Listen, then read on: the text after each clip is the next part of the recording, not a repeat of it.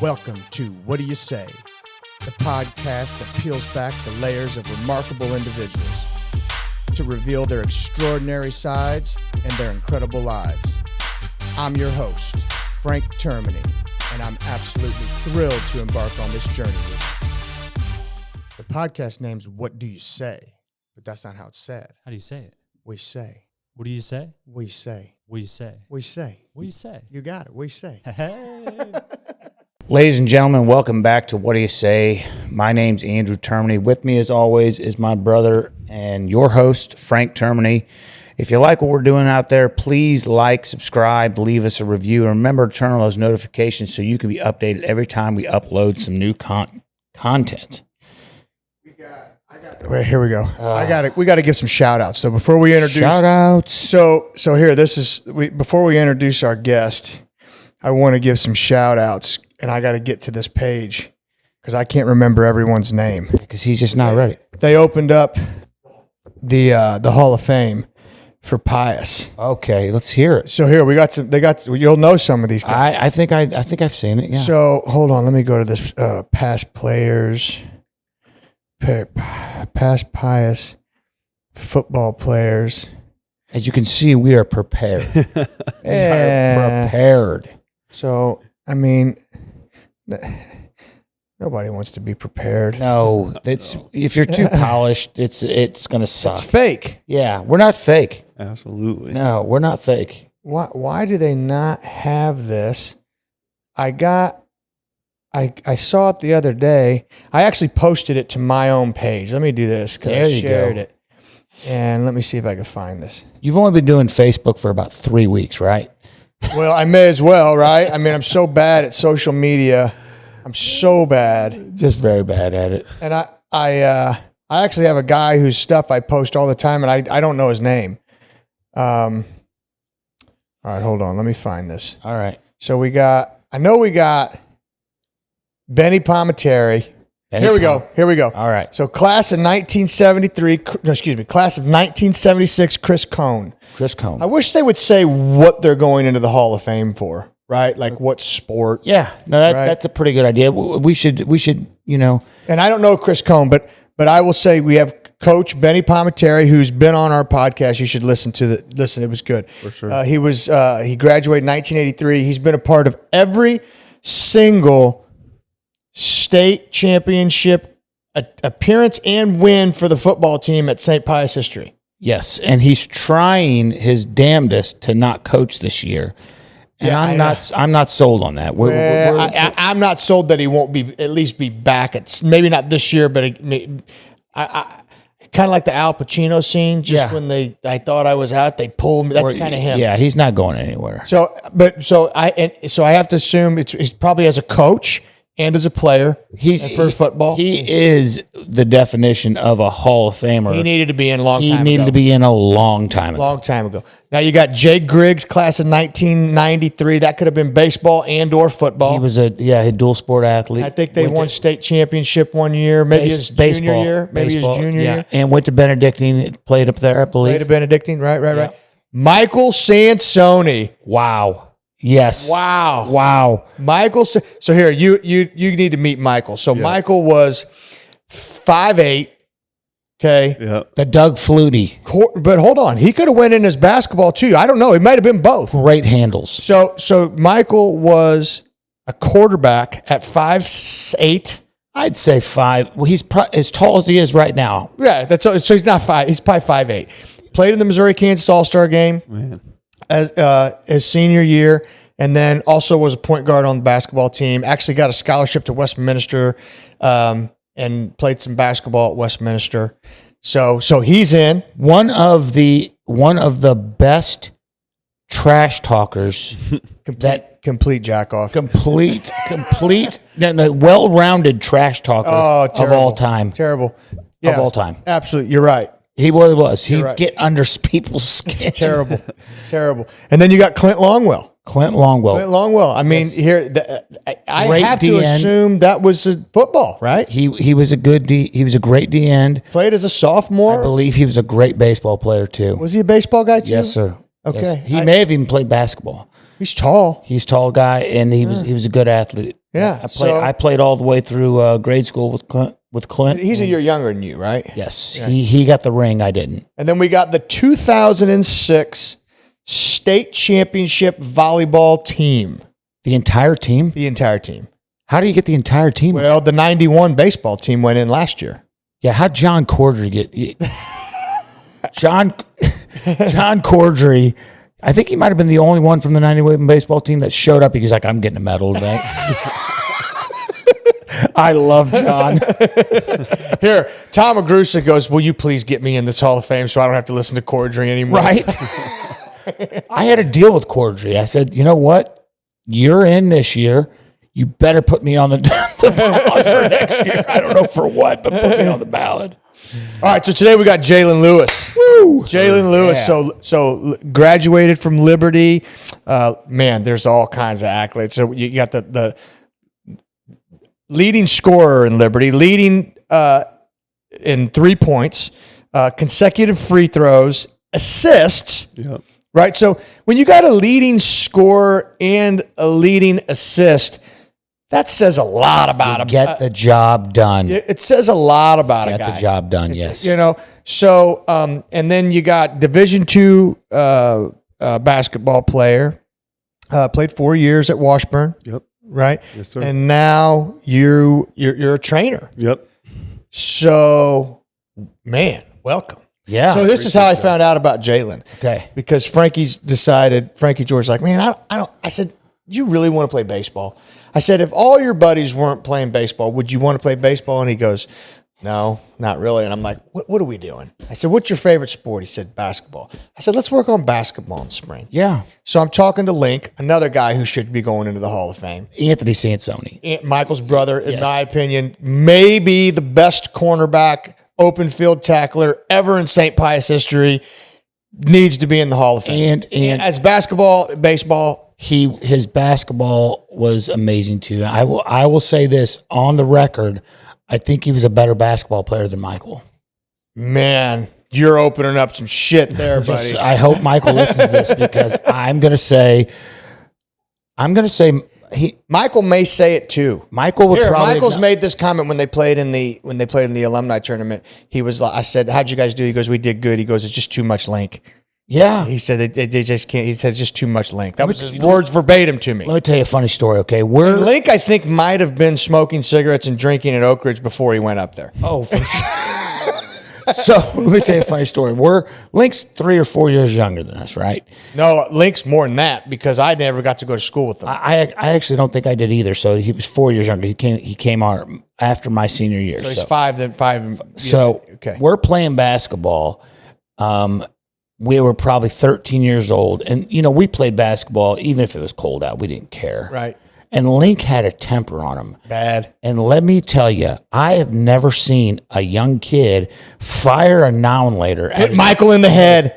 Drilled him. Brought him to tears. You heard that? Yes. It was the hardest. He was right. Like he was standing in the garage door. Yeah. And he just drilled him. And then just ran with the frozen down later, right in the side of the head. So anyway, Link was like, I said, Link, he don't want to play baseball. He wants to work on basketball. He said, you need to call this Jalen Lewis.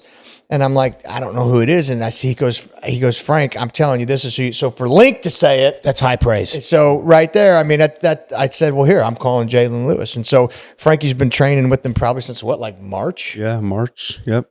Yeah. Been a couple months now. Late March, Yeah. maybe beginning of April, something like that. And man, I mean, Frankie, he's really done well. Yeah. And Frankie was one of them kids, and this is my opinion, and dads are always harder on their sons. Yeah. But if his arms hang down to his knees. He has no idea what to do with his arms and legs yet. But I mean, he seems way more coordinated now. He's going to be way taller than you. Here, Andrew, Frankie George is going to be 6'2". Yeah.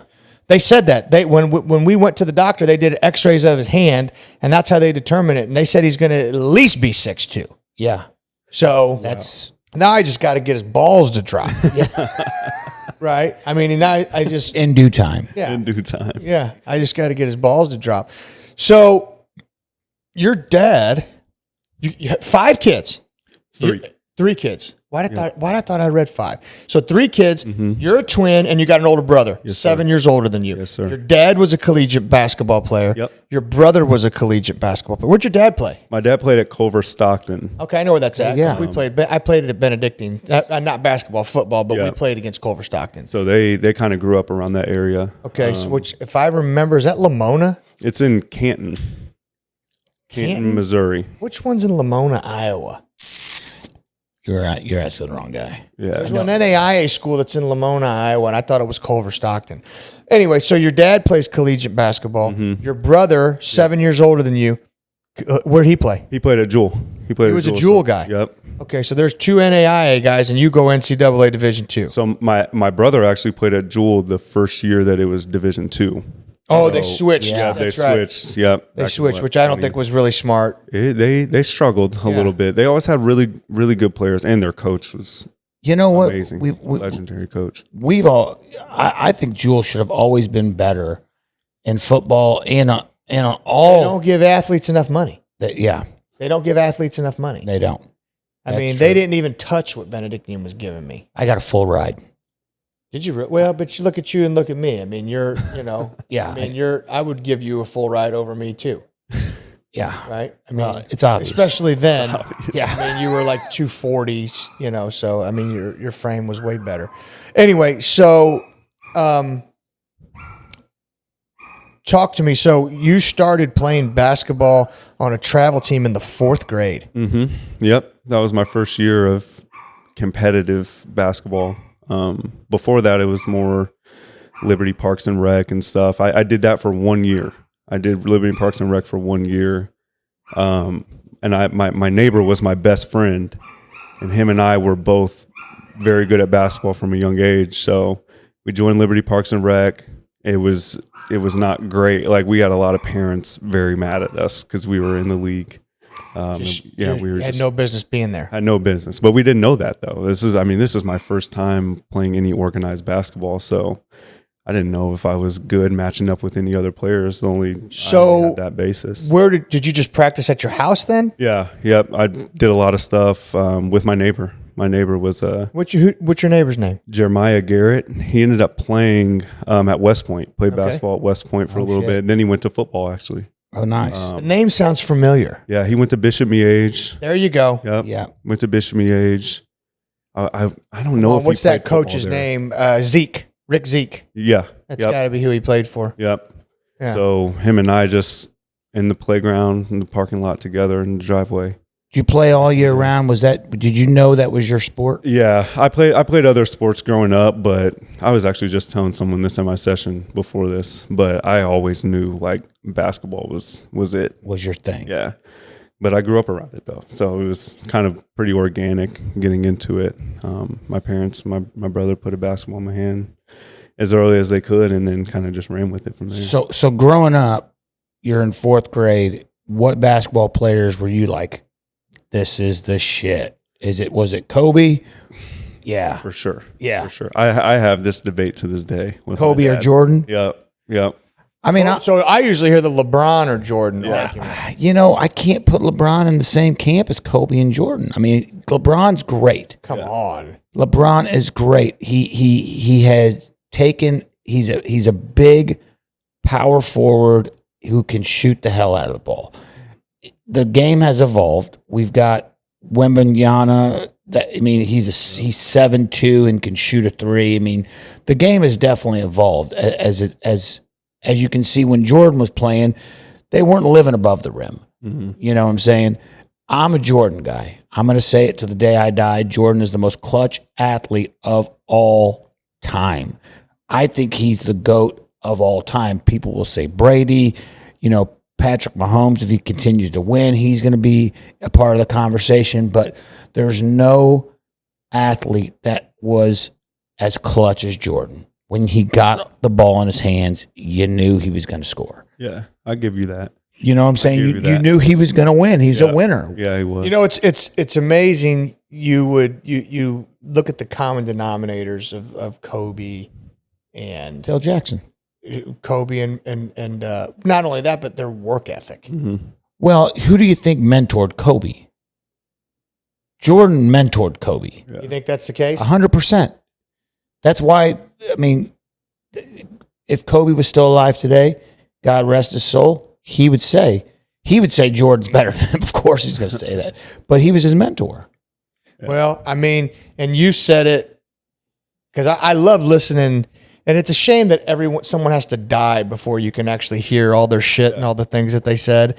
Because I never ever, maybe it was these videos and things like this were out there prior to him dying, and I just didn't know it. But man, you listen to some of the things that he says, and like, here, don't fall in love with winning, fall in love with the process. Mm-hmm. You know what I mean? And guys talking about, here, I'm going to try to beat Kobe to the gym, get to the gym 3:00 in the morning, and he's already there sweating. Yeah. Oh, yeah. You know what I mean? And he says, you know, just talking about stacking good days upon good days, you know, and it reminds me of something that Johnny Joe Rayburn, who was a Simone finalist, you may know Johnny Joe Rayburn. He actually, fun fact, on this Parks and Rec team, he was on my team. Okay. Him and his brother. Dominic. So Johnny Joe, when we lost to Seneca last year, he said, guys, you know, don't look at recent practices.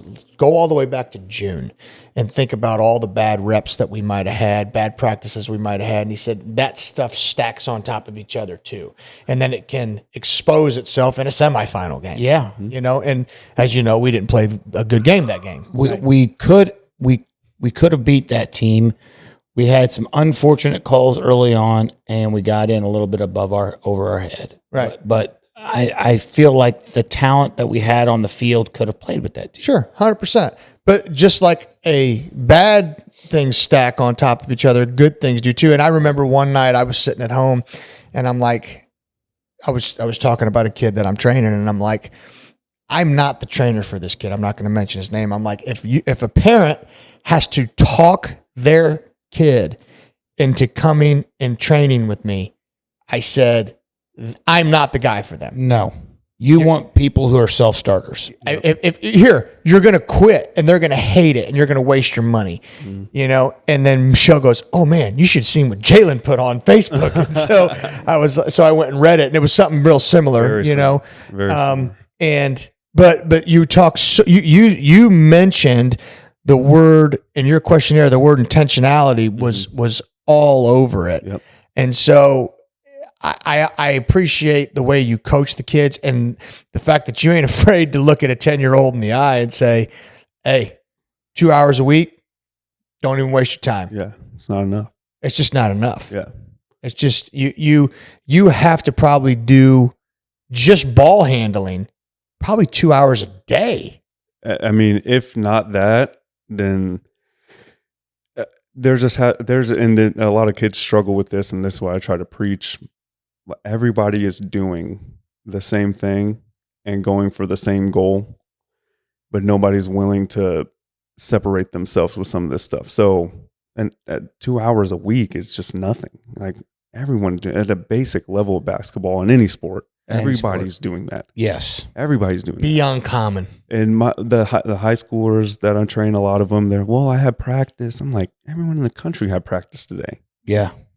And that's just so much different than how I grew up with basketball, just as the way I was taught and brought up, and the way that others that I was around at that time, which obviously wasn't long ago, I'm young, but just to see the shift in some of these kids' mindset from when I was playing, which seems very recent, because it was recent, to now, it's insane. Crazy. So, Well, go ahead, Frank. I guess, so do you feel like the intensities, hold on. Their intensity. Mm-hmm. Do you think that that's decreased? Yeah. Their sense of urgency, maybe even? Everything. Their approach is just, there's no passion. There's no competitiveness. There's just no drive, other than, like you were saying, a parent That's trying to force that. You can't. And you can't do it. Because like my next question to you is, can you teach it? I think, just going off my own experience, at a certain level you can. Like, when I was young and first picking up a basketball, I was naturally really good at it. And I've always been that way from second grade on till I started playing competitively in fourth grade.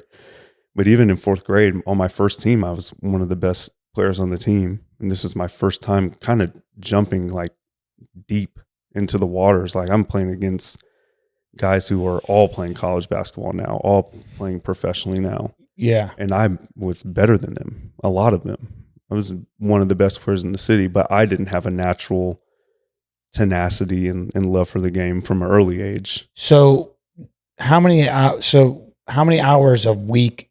Because you said you played several sports. Yeah. Baseball, football, I assume. Mm-hmm. How many hours did you dedicate to basketball? And when did that start to shift where you were like, you know what? I need to up the amount of time I have this ball in my hand.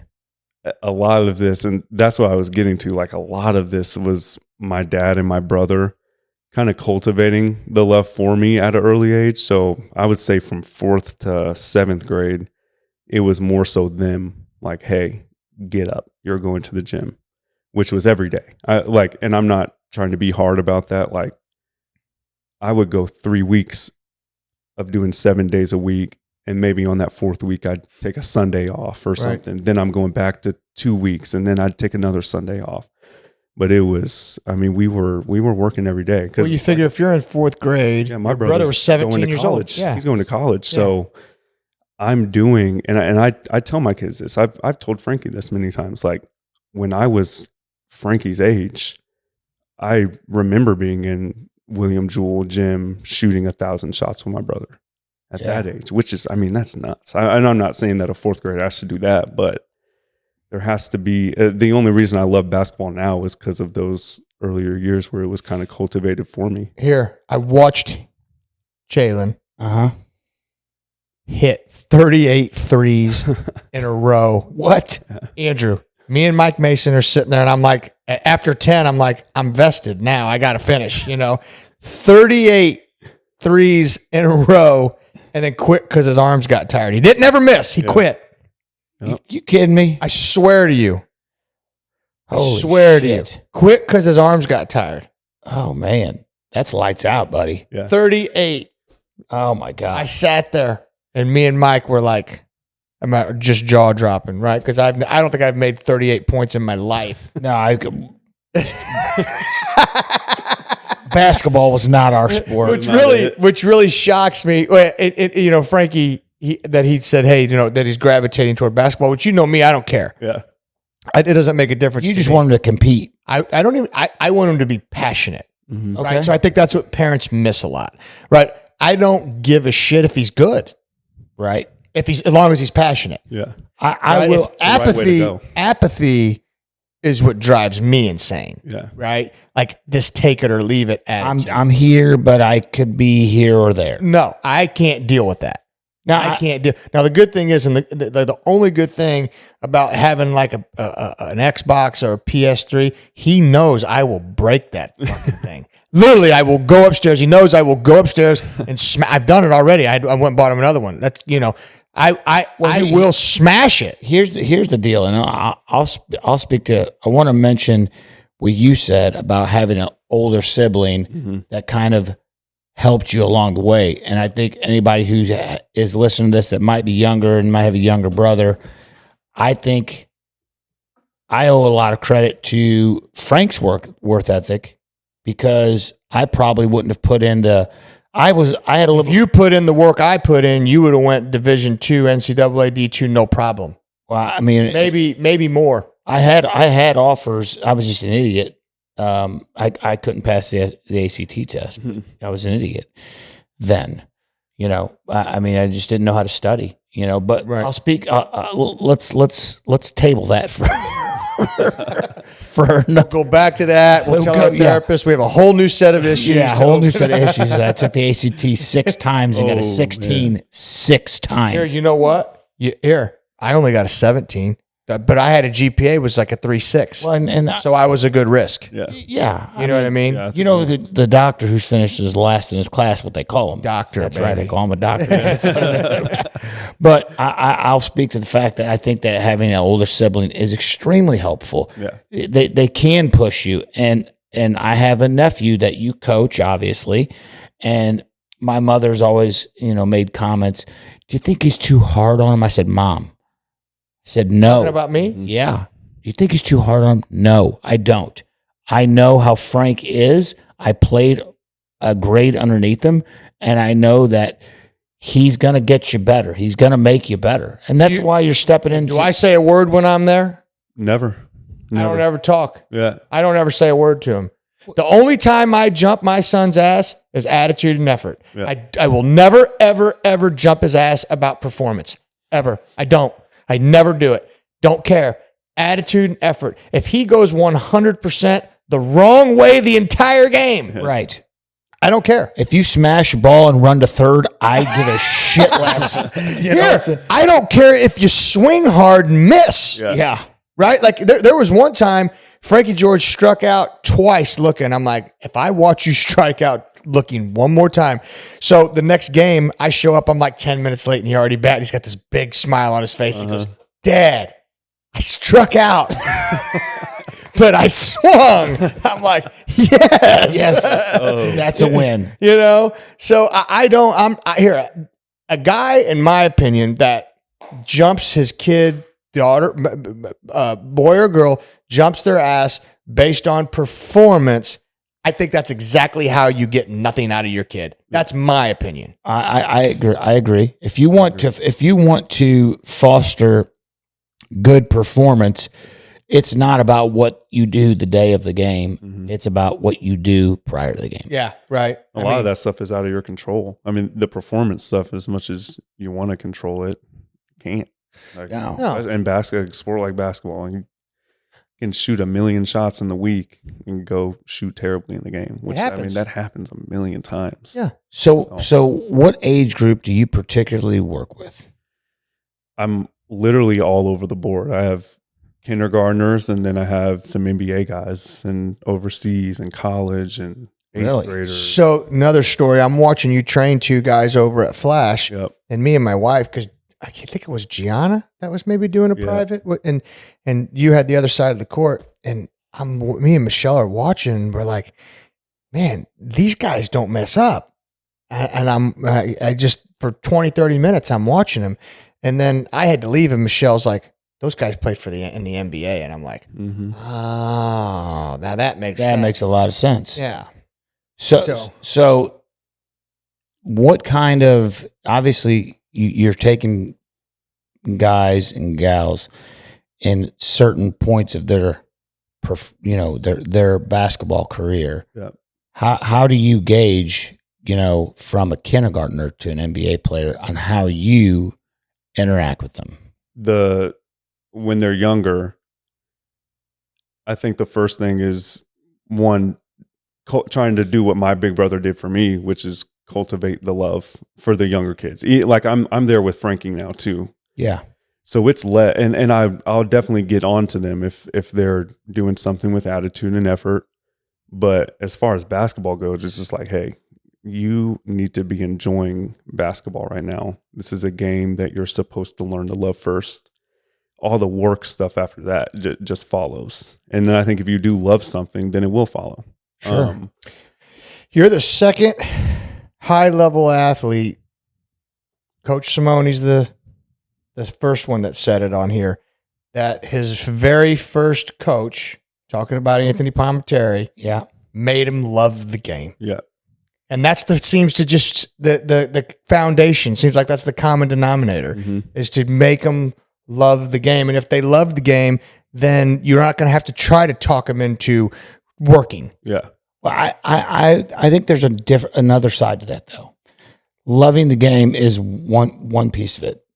Hating to lose is the other thing. And I hated to lose. Yeah, I'm a bad loser too. I wasn't a bad loser. I just, like, a bad loser is, when I hear that, I think bad sportsmanship. Like, this guy's a jack off. When he loses, he's a crybaby. I never looked at anybody else around me when I lost, except yourself. No, I get for that. myself. Yeah. I hated to lose, and I was decent enough to sit there and say, you know what, this is on you, buddy. Well, I think accountability is something that's globally missing in society today, right? I mean, and that could be something that you're also seeing in some of these athletes nowadays too. That's changed very recently. You're right, since probably 2020. Yeah, I kind of think the world went crazy in 2020, but accountability is a huge piece. Yes, it is. You know, and go ahead. I think that athletes, a handheld mirror needs to be brought in to any practice, and the athlete needs to get comfortable looking at themselves in the mirror, saying that this is your fault, and in a way that it's not damaging to their ego, but knowing that you could have prevented this, and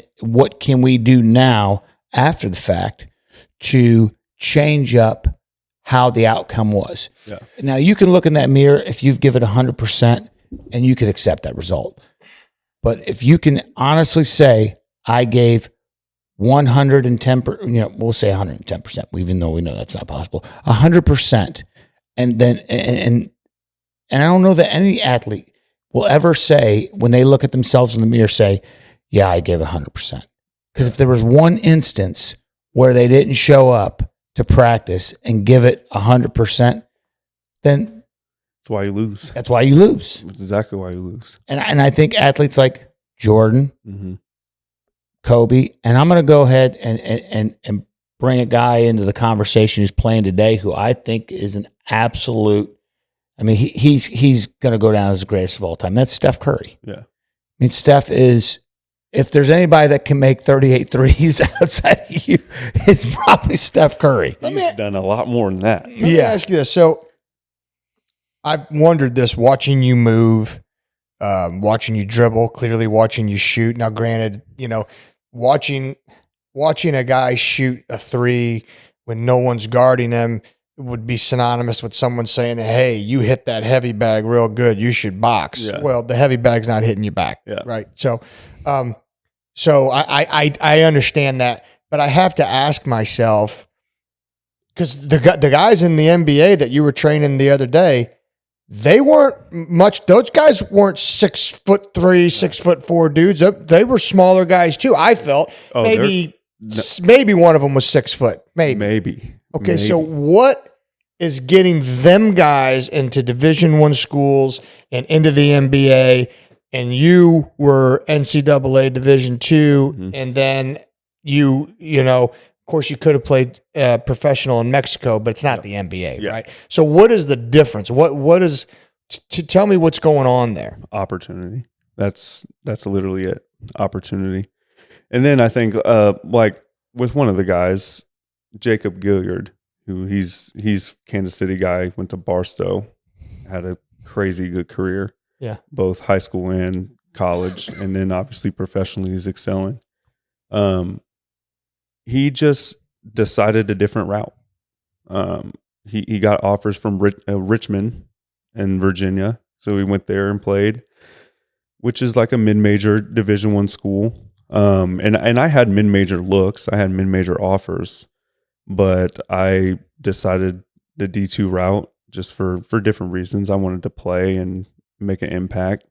Now, that guy himself obviously made a tremendous impact at Richmond. So I just think, it's opportunity. Somebody has to give you a chance. And especially when you're at my size playing basketball, you don't pass the eye test whatsoever. So opportunities kind of pass you by. But I think that's what's wrong with basketball, though, because I think I'm more skilled than...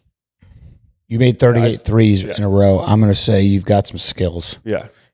And so when you say opportunity, are you saying, and I don't know how basketball works. They have a practice squad, or how you as far as NBA goes.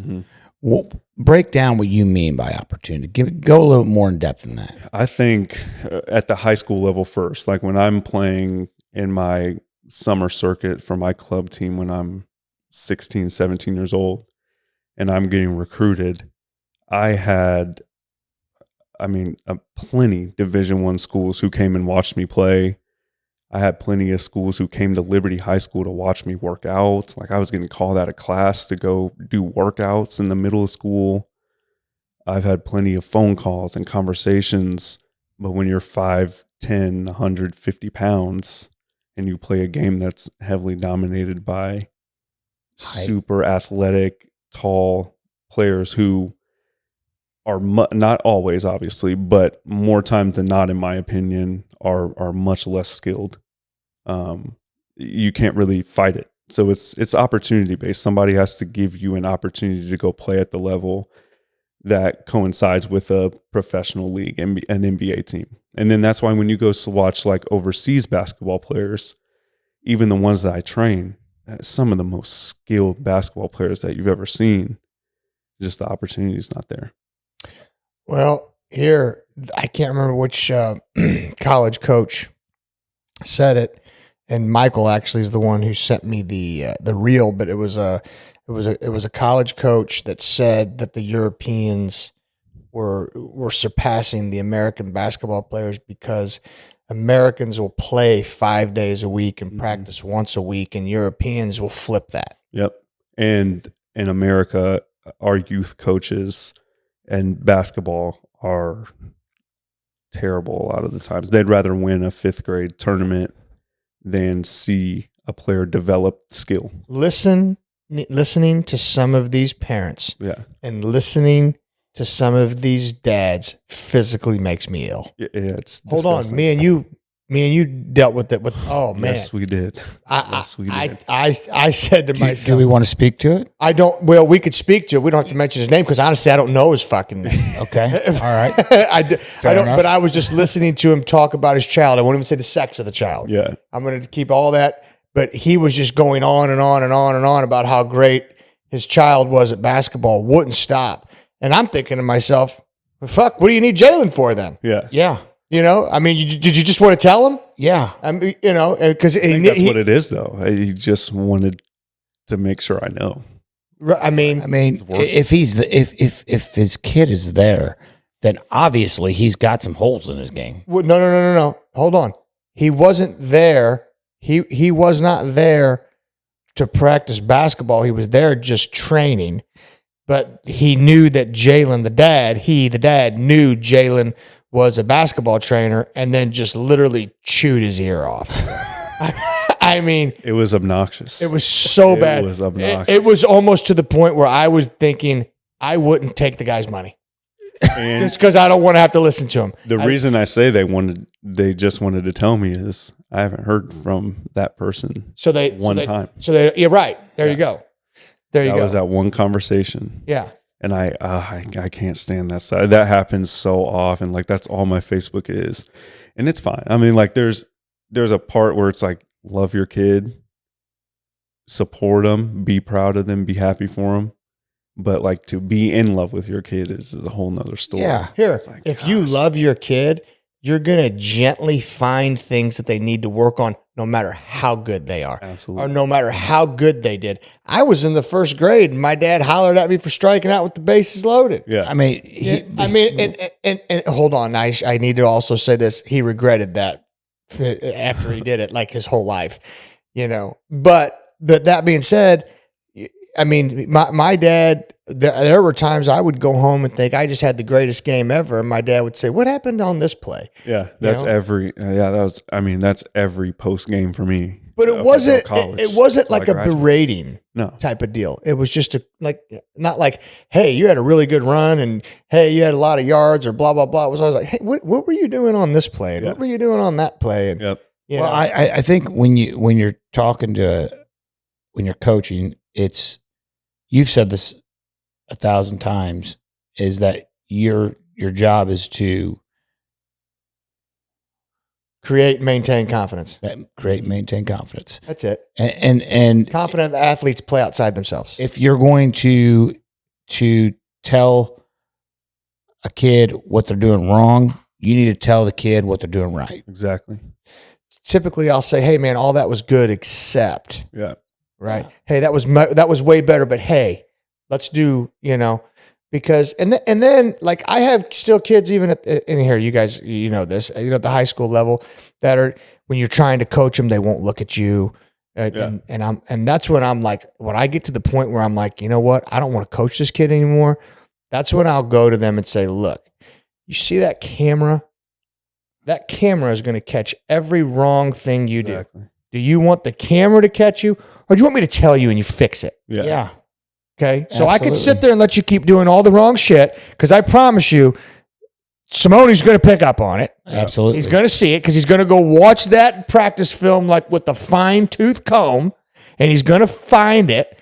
Or I can tell you, you can fix it, and then the rest of the practice doesn't look like shit. right. So, and that typically helps. And more so at the high school level, like if your dream is to go play college, like, do you want me to tell you, or do you want a college coach to say you're not good enough to come to my school? Right.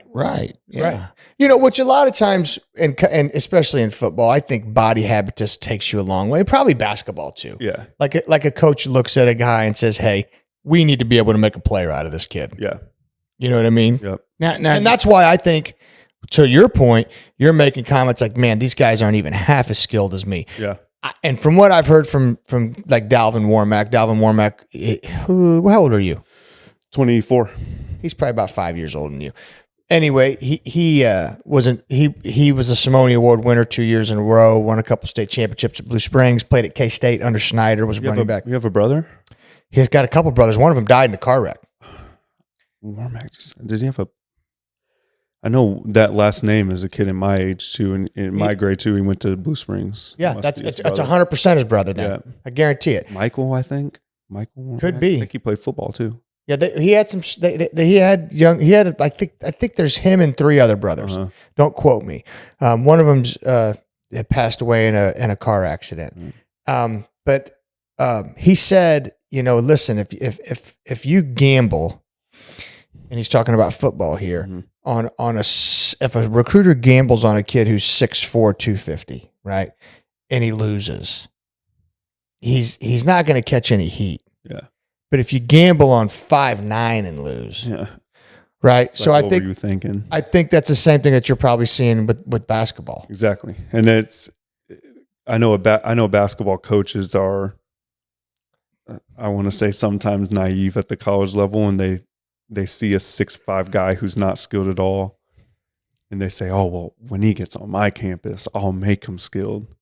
It's like, that dude's 18. Who he is right now is pretty much who he's going to be. As a player, you can make little tweaks, but I mean, the player he is right now, if he can't shoot, he's not going to be able to shoot. If he can't dribble, he's not. If he has no basketball IQ, he has no basketball IQ. Right. And I think that's where they miss out a lot of. Because I think at my level, like the Division II level, and especially the league that I played in, the MIAA, the best Division II league in the country by far. Go watch one of those games. Like those, we were so skilled. Like, it's great basketball. Hey, great basketball. I remember playing at Benedictine and looking at some guys thinking, same question I'm asking you. Yeah. What do you got to do to go play Division I? Yeah. What is it? And you know what? Maybe to your point, it's opportunity. I put my name in the transfer portal after, so I didn't play. I had my twin daughters after my real senior year, so I didn't play for a whole year. Put my name in the transfer portal because I missed basketball. In 24 hours, I had 10 plus Division I offers. Just based on what I did at Washburn. It's like, guys, I would have done this for you 4 years ago. Yeah. So this 4 years ago. So wait a second. So and you stayed at Washburn? No, I stayed training. You didn't go play Division I? I didn't. Why not? I wasn't just thinking for myself. Like, if I didn't have kids and a family, it would have been a no-brainer. But I also think, like, I really struggled at that time understanding what I wanted to do, and obviously I was going back and forth. The selfish part of me wanted to go play. Sure, yeah. But like, what I think my bigger purpose is to teach, and I've had my time playing. So thinking about all the kids that I was training up to that point, because I had a bunch of kids from the area that I'm already working with at this time. I'm like, man, that's what I need to be doing. You felt called Yeah. to be trained. I think and coaching. the playing would have satisfied me selfishly, Yeah. but this satisfies like both. I think I'm doing something for people, and I'm also getting satisfaction watching other people. And my job is to coach basketball for 3. I mean, that's the best job that I could ever ask It's for. awesome. Yeah. So let me ask you this question. What player in the NBA has a similar frame and built as you? And I'm talking the 5'10", Are you 5'10"? Yeah. 5'10". and still plays at that level. Trying to think. It's a tough call because there's not a lot of 5'10". There's not. I mean, the guy Jacob Gilliard, he's smaller than me. He's an inch smaller than me. He's probably 5'9". He's definitely lighter than me. Yeah. He plays Who does he play for? Brooklyn Nets right now. Okay. Yep. There's a couple, but not many. Jalen Brunson, he's thicker than me, but I don't know the exact height of him. You watch a lot of basketball? I bet a lot of basketball, so yes. Yeah. Yeah, you better be watching. And Jalen Brunson is Yep. an animal. He's great. An animal. Yeah, he is. And I always say this about the NBA in particular, like really skilled players stick out like a sore thumb. Yeah. And I think that's kind of sad. Yeah. You have these guys who fly high, but like the really skilled players like Jalen Brunson, my favorite player ever, and he's not even in the NBA anymore, but he did fantastic in summer league when he got an opportunity, but he's 5'9", 150 pounds. Tyler Ulis, he went to Kentucky, got SEC player of the year at 5'9". That's credible. So that dude is ridiculous. let's operationally define skilled for the idiots, Yeah. Yeah, we're idiots. right? Mhm. That have that, because when I'm thinking skilled, I'm thinking probably ball handling. Mhm. I'm thinking vision. Yep. I'm thinking, but when we're talking, when you say basketball IQ, Yeah. give me a scenario. What is something that is making you think some of these NBA players or a lot of these NBA players lack skill in basketball IQ? I think it's harder to see when they're in the NBA just because the game is so much different. I can see it when they're playing college basketball a Okay. lot of the times. Is it because the NBA spends a lot of time in transition and they're not necessarily playing any half court basketball? And the spacing, because in the NBA you have defensive 3 seconds. So Wembanyama can't just sit in the paint on defense. Mm-hmm. He can't sit in the lane. So they're playing pretty much 5-out basketball. There's no help defense. So it's, if you beat this guy, you're going to go score. If you beat the primary defender, you're going to go score.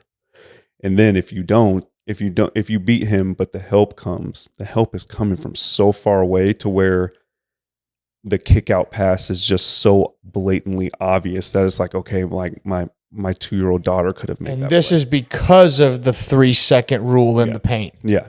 Which when you go watch like a college game, that rule doesn't exist.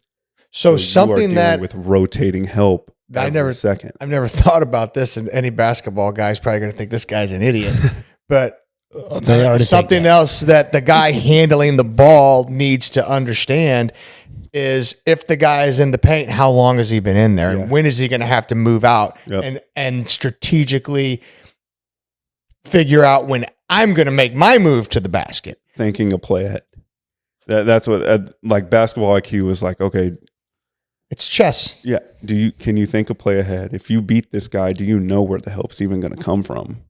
Right. Do you know who's going to be open? If you're off the ball, do you know where you're supposed to be if your teammate drives to the rim? It's just like little things like that obviously many people do a fantastic job of, but a lot, especially at the college level, even guys who are getting, who are projected to be draft picks in the league. I'm like, gosh. So then you also got to take into consideration, if I beat the guy, where's the defensive help's going to come? Yeah. So then I know where I'm going to pass before I even go to the hole. Yeah. Because I've always wondered, how the hell do these guys got eyes in the back of their head? And there's been times where I've played basketball with some very good basketball players, and they'll throw a pass to me, and I'm like, where did that even come from? Yeah. You know, and a guy that doesn't play basketball, it's tough for him to handle. Absolutely. You know? Absolutely. So I remember thinking that, you know, of course, you know, Michael, he would be furious, you know, and I'm like, come on, you know I can't handle that pass. Yeah. You know I can't. You were wide open, but you were not even looking for it. Hit you in the, Not even looking for it. Andrew hit you in the face. Yes. That happens. That happens. So yeah, that makes sense. And then you also have to think, okay, now if I don't beat the guy, you know, and there is no help defense, now what am I doing? Yep. On deep, I mean, you're thinking there's so much going on, And it's a fast pace. Oh, my I'm going to say one of the dumbest things, and people who are in basketball probably aren't going to agree with me. Okay, this is probably stupid, but if you look at basketball over the years, the players have gotten taller, faster. They train harder, but yet they could jump higher. Yet the rim has stayed at 10 feet. Move that son of a bitch up to 11 feet. Give me an 11-foot rim, and then You know why the NBA will never do it?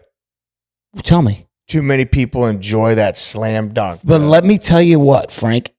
These guys are jumping They're jumping to where their face is above the rim. I'm the opposite. I'm like, put that rim at 9. You know what I'm saying? But like when I used to dominate on a 7-foot rim when I was a kid. That's what I want. You know what I'm saying? But like, That's what I want. if you're got a guy who's 7'2" and could jump above the rim already, If you're 7'2", his reach is probably 10 foot, right? I mean, yeah. Close to it. And there are, I mean, that's obviously not average in the NBA, but I mean, Right. you have I mean, 30 dudes who are probably 7'2" plus. It's retarded. Yeah, I mean, it's insane. Tatum, Brown, these guys can already kiss the rim. Yeah. Put that son of a bitch at 11 feet, and let's see how impressive it is for them to dunk on an 11-foot rim. Yeah. That's just my take on it. I want to see 12 inches is a lot. because when you got a guy who's 6'5" to 7 foot, and when they're covering the court, their strides, people are like, they're traveling. No, their strides are 6 foot long. You know what I'm saying? 2 steps looks like it's 10. It looks like it's 10, but it's not. Yeah. You know, make the court longer. Give me a foot more on the rim, and now let's play ball. And here, you know, I remember you teaching Frankie, and I kept thinking to myself when you said this, I'm like, man, that seems really simple. I wonder why didn't I ever think of that?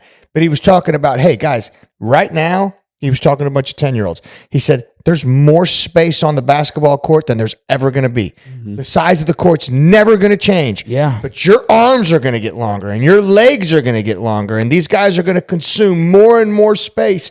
And I'm like, man, I never ever thought about that. Yeah. You know, so I always enjoy listening to like him and Link and, you know, them teach little things, you know, and pick up little things. So you were the leadest. You led assists at Liberty, correct? Yep. Do you know? Hold on, I'm going to read this because this was a lot of shit that he did. Yeah, let's hear it. Let me pull it. And then I'm going to. Drew, wait a second. Let me go to my text messages. Go ahead. You can keep talking. Okay. So what I was going to say, and I know you don't know the rule, the assist rule. Mm-hmm.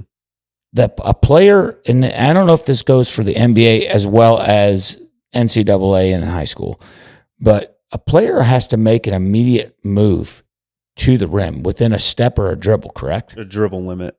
There's a dribble. How many? Because It changed. Wait a second. What did you just say?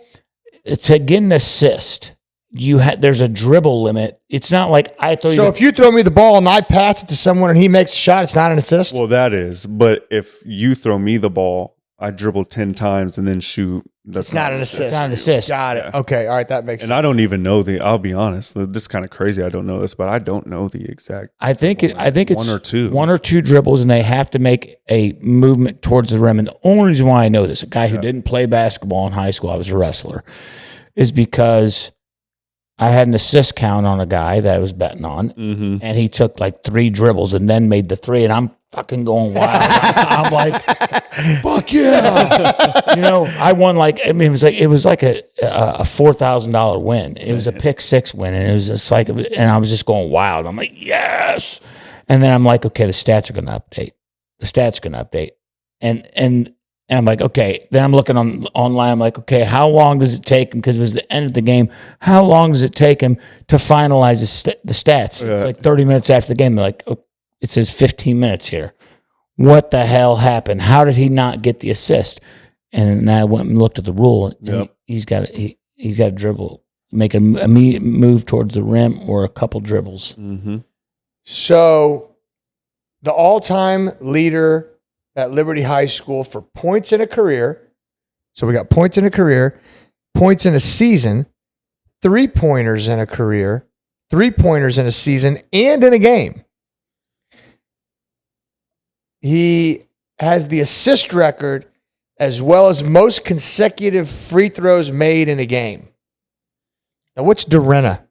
The Dorena Award is they choose the top 5. It's like the Simone Award For basketball. Got it. Top 5 players in KC Metro.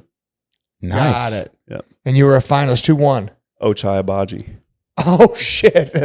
Went to KU, and then where did he go after? I didn't even know that. Yeah. He's on the Raptors now. Okay. He's in the league. Yeah, okay. I mean that's a name. It's okay to lose. It's okay. I'll take okay. that. I'll take. Go take that out. You know, I I'll lost take that this guy. That's I'll okay. definitely take that one. Yeah, You know? for sure.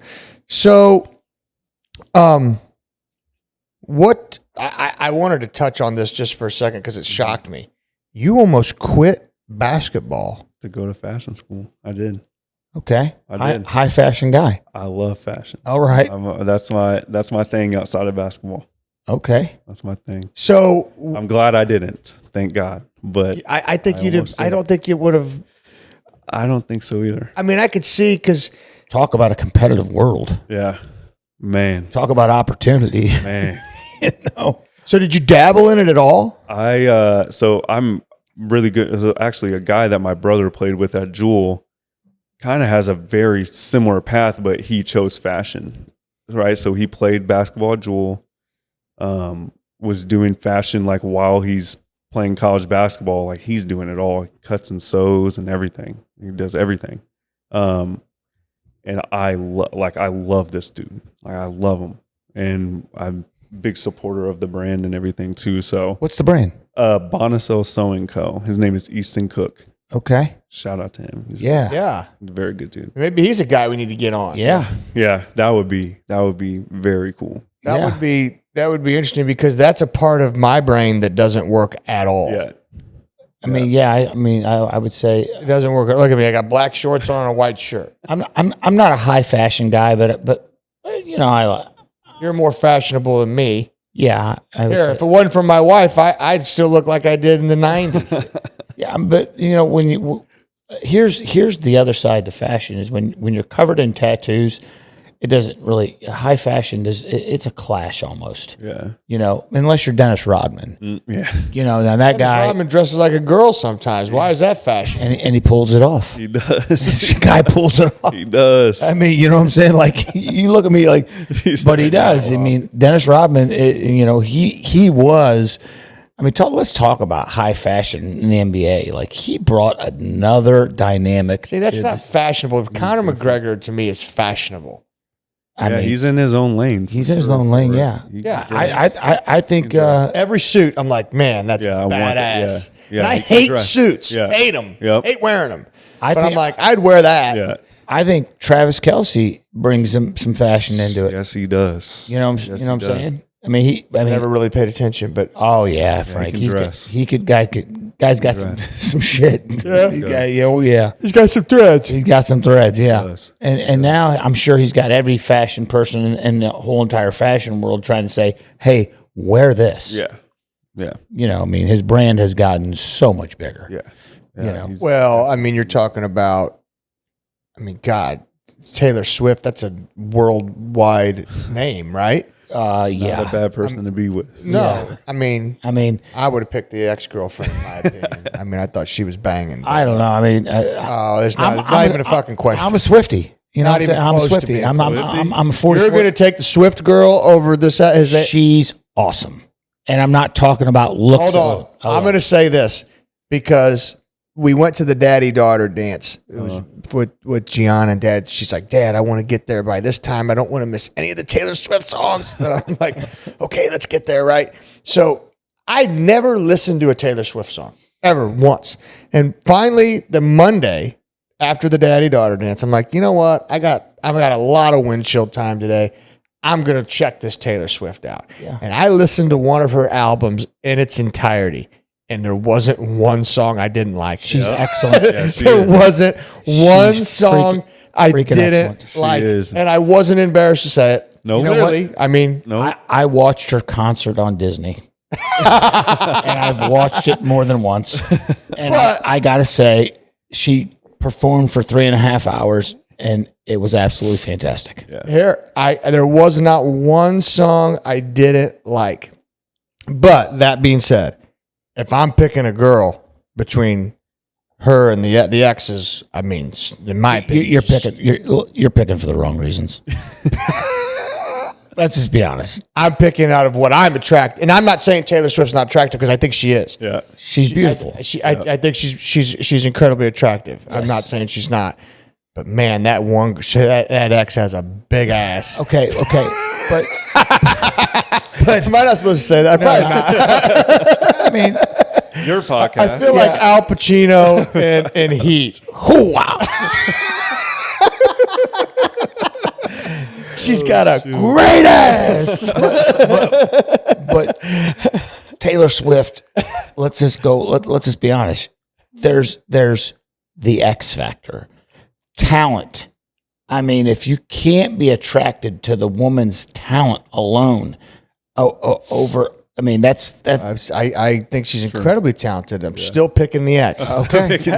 All right, you're on the Have you record. pulled the ex up yet? Have you even looked at her? I have no reason to look at it. Oh, come on. I wish we had the freaking deal where we could put the Put the glutes on. well, I'm just saying where we could put it on the screen. Yeah, you want to see the glutes on. But I'm going to tell you right now, you watch how many people watch this and look up Travis Kelce's ex now. She's welcome. Yeah. Welcome. Yeah, maybe we'll get her on the podcast. That would be blow up. Kayla Nicole. Let's see if I go to images. She's beautiful, man.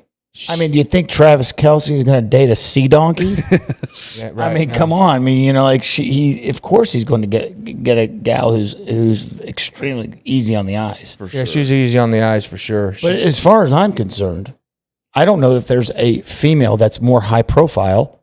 Any woman he ever dates is going to be a downgrade to Taylor Swift. Oh yeah. I mean, he may as well just marry her. Yeah. Which I think that's probably going to happen. That would be. If there's a bet out there, I'm sure there is on Polygon or the yeah, but the odds are probably shit. You probably got to put up 500 to win 100. I bet it's 50-50 right now. No shot. Man. I bet it's 50-50, but I'm putting a rack on it. How did we get on this? It was fashion. It's fashion. It was fashion. We'll go down rabbit holes. Yeah. We may start talking about UFOs here in a little bit. What happened at Roswell in 47? So you, where was that line in the sand that was drawn where you were just like, okay, listen, this is not the path I'm going down? And can you talk about that? Honestly, it was after a rough sophomore year in college from a team standpoint. And actually, we didn't even do bad, but just our standard was just so high because we were historically a really, really good program. And I don't even know how serious I really was about it. Like I applied, I got accepted to a school in Florida, in Miami. Oh, Miami, yeah. Yeah. They got it. So I was like, but then I think I got a little nervous, like, dude, are you about to give up basketball for this? And then I kind of shut it down after that. But it was more, I definitely entertained the idea. Right. Yeah. How would that have went over with your older brother and your dad? They wouldn't, they say they wouldn't, because I talked to them. We had conversations about it. I truly believe my brother would not have cared. He's like, dude, you do what you want. he's a psychologist, so he's like, dude, this is your world. Like, Yeah. live your best life. My dad says he wouldn't have cared, but there's no chance. He would have been sick about You that. you also spoke of anxiety Yeah, battling, which shocks the hell out of me. really. Well, to me, you just seem like you're that type of guy that your feathers just don't get ruffled. I mean, you were a twin. You have twins. Mhm. You seem to be what I would consider living in your gift. Yeah. Right. I mean, so you just seem to be. Now, clearly, you're probably always trying to think, how do I grow? How do I expand? Things like that. For sure. But I just, what's your X factor for there? What triggers your anxiety? And what are your symptoms? I have a lot of physical symptoms. So my heart gets to racing, sweat. I get lightheaded a lot, which that triggers more anxiety. Right. That's part of the stuff that I'm scared. I'm very much like in tune with my body, which I think for stuff like shooting threes and stuff, it really helps because I feel everything and I know when something feels off and I need to adjust. But outside of basketball, if I feel the slightest thing that feels off, like I remember when I was younger, like weird stuff. I used to have hunger pains if I didn't eat, and I thought like, oh my gosh, something bad's gonna happen. My stomach hurts. That means I'm sick, and I'm gonna like die. Like I'm just Borderline hypochondriac. Yeah, I used to be. I've gotten way better at stuff like that, but my friend was murdered when I was in 4th grade, and that really messed me up. That's a big deal. Gosh, that really messed me up. Man, why the hell did you not mention that in the questionnaire? Yeah, How did you miss that? I don't know. Let's talk about that for a second. So, I mean, because there could be, there's probably, I mean, I'm not a psychiatrist by any means, but there's got to be something definitely that, because, there has to be something that at that point from that trauma that could have, because I know with Frankie George, with Nina, that was a huge issue because Frankie George never had any anxiety. I used to describe Frankie George before Nina's passing as he didn't care if it clouded up and shit. He was super laid back, super chill, never got his feathers ruffled, and now he struggles with anxiety. Yep. And we, based on what Michelle and I have talked about, it's pretty similar. Really? Very similar. I was the exact. I really empathize with him because I was the exact same way. My dad left me at a practice. I'm in full tears because my friends got murdered when they were away from their parents. So I was like, oh my god. You say friends? Him and his little brother. How? So they were your age? Yeah. I played basketball with. What the hell happened? The dad. Long story short, they went to their aunt's house for spring break. Stayed with their aunt. Their aunt broke up with a dude. Dude got mad. Quadruple murder. Oh my god. Yep. So they were just wrong place, wrong time, and I really. Well, here, do you remember at school? When I got dropped off at school, immediate tears. I'm terrified to be away from my parents. Oh wow. So if you remember the time when you were coaching Frankie, and I walked in the gym real quick, and I'm like, "Hey, I'm running home, and I'll be right back." Yep. So and he, but that's why I did that. I notice all of that Because just because I'm there with them. I'm like, I literally every time you guys leave, if you guys step out, I'm like, all right, let me just praise Frankie for everything he's doing, just so he feels comfortable. Like I'm right there with him. I know how that stuff feels. He has separation anxiety. Terrible separation anxiety. Yeah. Terrible separation anxiety. I had separation anxiety as a kid, but I never had any trauma as a kid. I just had it. Mm-hmm. I couldn't get mom and dad away from me quick enough. That's how my siblings are. Like, dude, you're a weirdo. I couldn't get them away from me quick enough. I wasn't worried about. There's a 50-50 chance if Frankie spends the night somewhere, unless he's over Bear's house or Link's. I know he's or Elena's. If he's over one of those three, I know he's not going to call me. Mm-hmm. But anyone else, I know there's a 50-50 shot. Dad, Yeah. I'll be over in a second. I never spent the night at people's I didn't house either when I was a kid. I never did. Never wanted to do it. Never wanted. I didn't want to stay at home. I did not. I didn't want to stay at home. But when we're speaking about anxiety, as an adult, I experience a little bit of social anxiety, and the reason being is because I don't like conversations that have zero fucking depth. Yeah. Hey, how's it going? Small Hey, talk. How you doing? Yeah. Hey, how, you know what? I would prefer if I asked somebody how they're doing, they told me fucking life sucks. Yeah, absolutely. I would totally prefer that. Be real. Don't give me this bullshit answer. Well, how you doing is actually a rhetorical question. It's kind of socially awkward to actually answer it truthfully, no matter how you're doing. It's just, yeah, I'm good. Everything's Here, if I ask how you're doing, this I'm going on the record.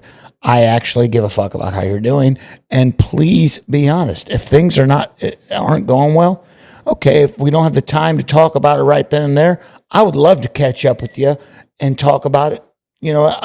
Another time. right. Don't give me the things are good. How's the job? It's great. Yeah, I mean. So did your anxiety carry over? Because I've always been an anxious person too, but I never was anxious when I played football, ever.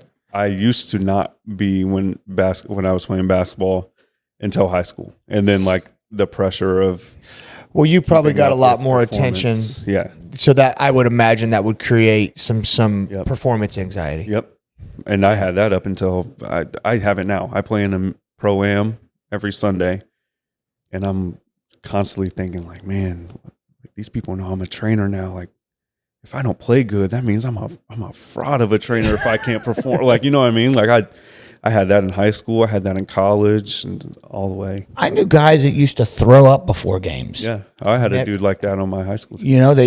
Their anxiety would get to them in a way. I will say this: the very first high school game I coached, I threw up. Did you? Yep. Yeah. But I could- never, yeah, ever, nervous. when I was coaching the Necco Raiders 7th and 8th grade, like that, all that stuff, never bothered me one bit. The very first high school game that I coached, I threw up. I never, ever got nervous before a game. I shouldn't say, I mean, it was the fun, not nervous. You know, like I more can't get energy. out there fast enough. like You know what I more mean? energy. That type of nerves. But I remember that we played Pembroke Hill at home and I threw up.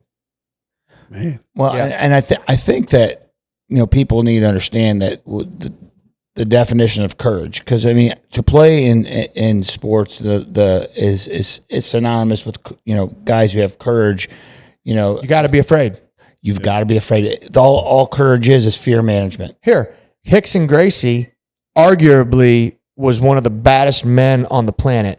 And his comment was, if someone tells me they're not afraid, then I know they're stupid. Absolutely. He said, I'm afraid of everything. And that's a guy that might not have ever lost a fight. That's the same thing when it comes to firefighting. He said, if you tell me you're not afraid, to me, that's just stupid. Yeah.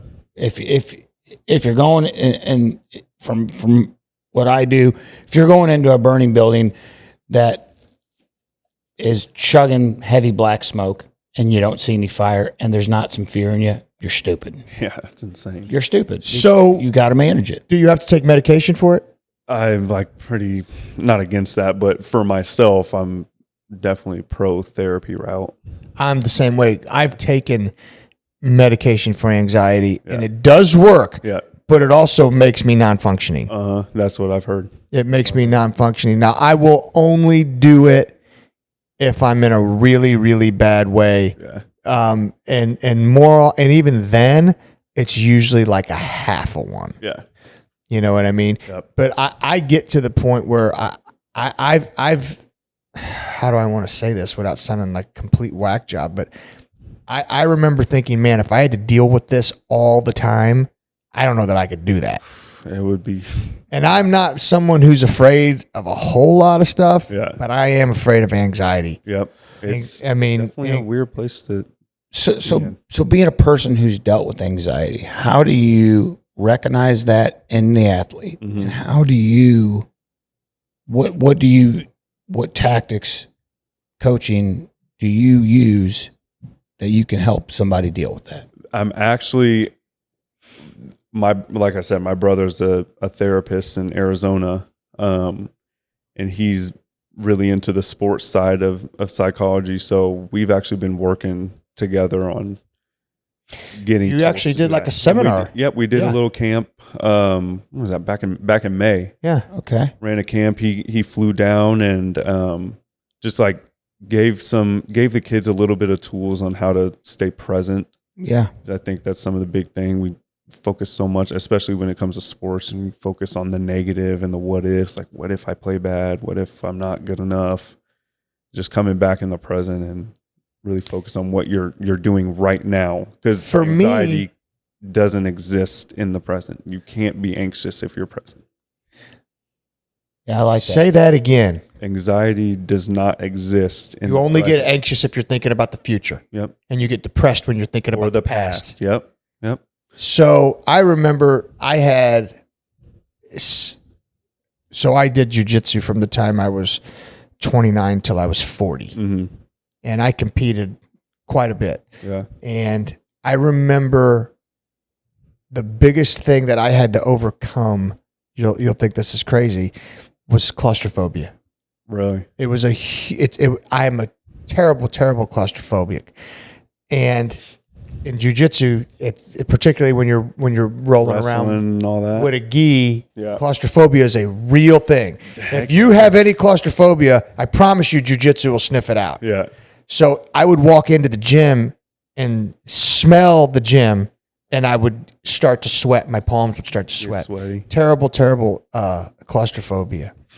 And I remember the way I broke that was my buddy Jesse Hernandez. I did a podcast with him. You should check it out. But Jesse's was one of those guys that just had he could make his 190 pounds feel like 400. Yeah. Yeah. And so when he was on top of you, it was just miserable. And I would just go into his basement with him, and he would just get on top of me and say, "Okay, get out. Get out. I'm not getting off of you. You're going to have to get out of it. Now, I'm not going to tap you. I'm just going to," and he would just lay on me. Yeah.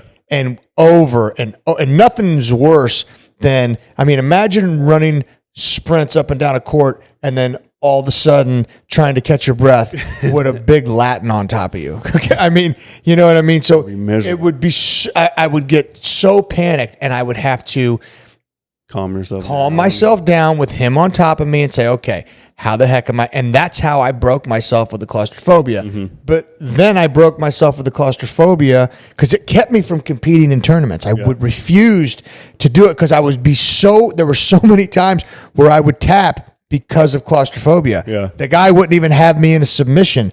I would give up or tap because of claustrophobia. And so I was afraid to compete in tournaments until I broke that. Then once I broke that, that's when I started to compete in tournaments.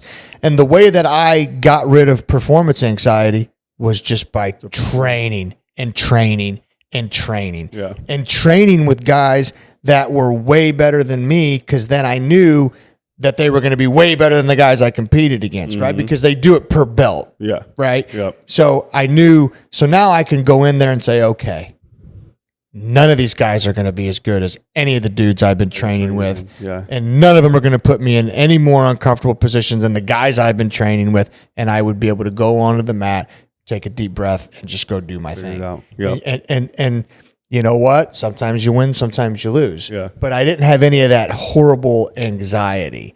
That's it. That with all these dudes with performance anxiety when it comes to basketball, it's just like, man. How many of these guys you think are forward-thinking professional basketball players, we'll say, that have a trainer that trains physically with them, but a trainer that also trains mentally with them? Maybe not anyone that I personally know. Really? And I'm shocked. That's I where am I too. want to be. I like NBA guys. Their team has them, Yeah. but not anyone that I personally know who has a guy that they're working. And maybe they just haven't told me. Here, But I think so important though. if you look at high performers, Yes. if you look at high performers, whether it's a basketball player or just in business, the way they think is different than mediocre people. Yeah. Okay, explain. Their thought processes A mediocre guy will look at a problem and freak out, and a high performer will look at a problem as an opportunity. Okay. Okay? There's your one thing. A mediocre person is going to look at let's say bad weather and say, well, hell, I can't train in bad weather. And the high performer is going to say, no one else is training right now. Yeah. I'm going to get one in. Yeah. You understand what I'm I saying? get it. Those are things that high performers do. They look at the obstacle as an opportunity. They look at an obstacle as an opportunity. And that's what here, you could look at the 1%ers. They all, if you study them, they all have the same, they don't give a fuck what anyone thinks about them. Yep. Okay. So there's no anxiety from that, because giving a shit what people think about you will cause you to have anxiety. That's me. Okay. High performers For basketball. High performers do not care. That is one common denominator of high performers, not just basketball, football. I'm talking about business people. They do not care what anyone thinks about them. I mean, so that's a big thing. Everybody cares what someone thinks about them. I don't care what you say. Everybody has some part of their in their head that they care what others think about them. It just might not affect their performance, or it might motivate their performance to. You really care what people think about you? Frank, I think everybody does. Everybody I has. I think that's a false statement. Well, I mean, I don't give a shit what anyone thinks about me. I just on some level, I think that people behave a certain way because they care about how people think about them. Now, here, we're sitting on this. I care about how my friends think about me. Okay, well, that's somebody. But I don't care enough to change their mind. I think, that's probably what it is. Like, no, I think I care, but I'm going to do it anyway. And I could also go to my friends and you know, the people who I'm super close with, if they're listening, they know who I'm talking about. Here, you, my brother. You really think I give a fuck if you think I'm doing something wrong? If you come to me and you tell me, Frank, what you're doing is wrong, if I think I'm right, you have any shot at changing me? No, I you have any shot at changing my mind? Would you even try? No, I absolutely will try. And a lot of times you've been doing something that I've come to you and said, Frank, maybe you need to look at this.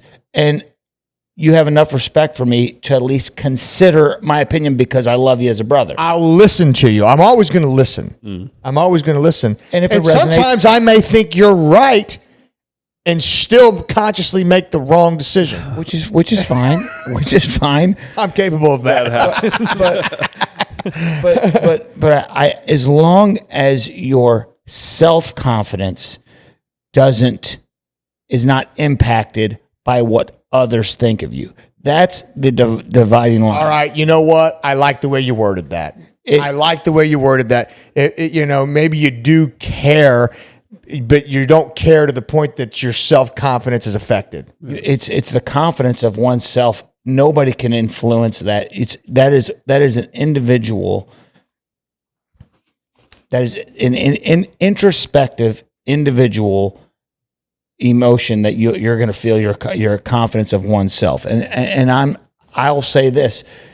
Yes, we all care, but it's not going to impact my self-confidence. Mm-hmm.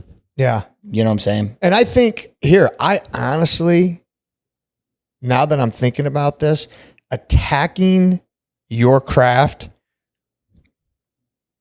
from the mental component, not just IQ of basketball, but if you attack it, you'll have a niche that I don't think anyone else will. That's that's the separator. That's always been. Did you put that plan. in your? Yep, I put how that in about there. that? And I didn't even read the whole thing because I got ADD so bad. So bad. No, that was in there.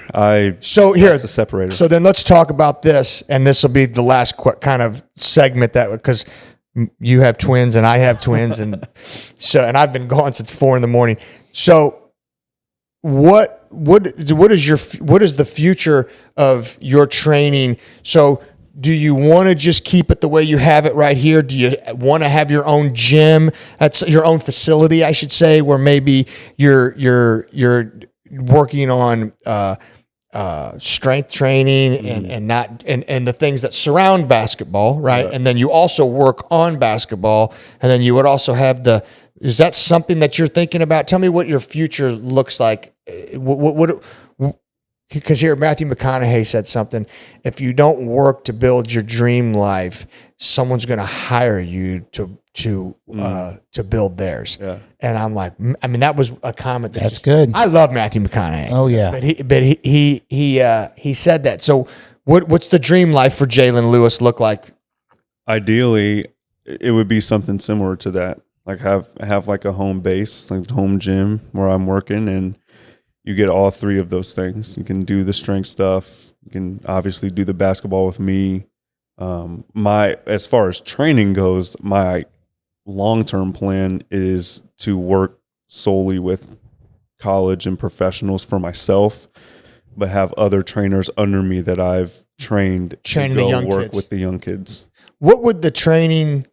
So what would someone have to do to pass your test to say, hey, I'm going to put my stamp on you and you can be one of quote unquote my trainers? I have, Or like a doctor has a resident, right? Yeah.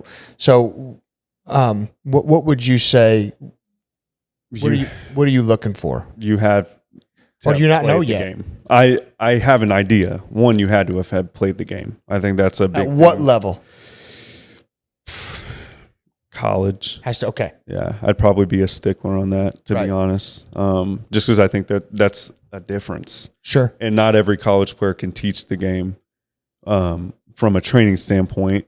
But I think that if you are an ex-college player who can also teach the game, you're much more beneficial. Sure. And then I have the same 4 principles that I have for all of my kids who train with me would apply to all the coaches, which is be intentional, be competitive, be passionate, and then work on your craft outside of when you're actually doing it. Right. So if you're not at home thinking of drills or thinking of the player, like that's the first thing I do when I wake up is like if I'm working out Frankie that day, it's like, oh, man, what does he need to get better at? All right, let's do a workout. What do you think he needs to get better at? Then I'll tell you what my dumb ass thinks he needs to get better at. Driving angles to the basket, making quicker decisions, which I think all that stuff comes with playing the game more. I think the more he gets his feet wet with playing. And then basketball IQ, which I think all of the younger kids obviously need to develop, right? Like understanding how to make the game less complicated. You want to hear my Absolutely. on-ball defense? On-ball defense. Yep. I was going to say He that. uses his damn hands too much. Yeah. Yeah. You know, I mean, here I don't mind making a swipe at the ball. Yep. Maybe I don't even know, but I mean, here his on-ball defense, it's Too handsy. It's too handsy. Yeah. I almost want to tie his hands behind his back. Is that a stupid drill? No, I don't think so. Especially at the fundamental level, it's teaching the right thing, which is, hey, utilize your feet. But I do think though, at some point, learning how to use your hands is important because we talk about like offensively, ball handlers have to be active feet, active hands. Well, the same thing applies on defense. You got to have active feet. But if these hands, especially as a smaller guard, if you're not utilizing your hands, then that ball handler doesn't feel you at all. There's no pressure. So I'm really comfortable as a ball handler. Right. But those pesty small guards who are bugs on defense, they're using both. Their feet are active, their hands are active. And that makes you think. And that makes you think enough to where you're not going to go be aggressive and make a play. So I think it's both, but at the fundamental level, yeah, he's got to learn, hey, my feet first. I'm not going to foul. Right. So, I mean, he had 3 fouls that and maybe my verbiage is wrong, but I just felt like it's a lazy foul. Yeah. He's reaching instead of moving his feet. absolutely. You know, and then I think same thing I'm talking about with him offensively is understanding driving angles, understand sliding angles. Like you wouldn't have to put your hands on him if you get blown by, which is going to happen. And by blown by, I mean like if the ball handler beats you a step which happens 100 times a game to a defender, you have to take the right angle to get back To recover. Yeah. To recover. So the facility is probably in your future. I just have to figure out if I want to be in Kansas City.